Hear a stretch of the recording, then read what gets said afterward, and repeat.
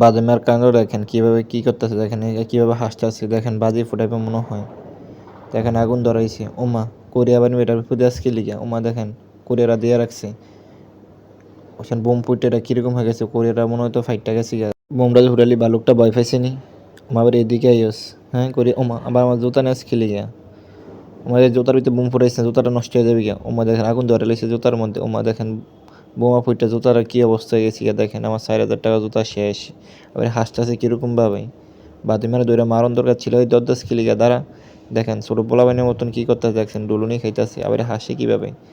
দেখছেন তুই কি ছোটো পোলাপাইন, তুই কি শিশু বাচ্চা, হ্যাঁ তুই কি শিশু বাচ্চা নাকি, তুই যে ডুলুনি খাইতেছে ছোটো পোলাপাইনের মতন, আবার হাসি দৌড়া দৌড়ি মাইরে হাত পা ভাঙার দরকার ছিল।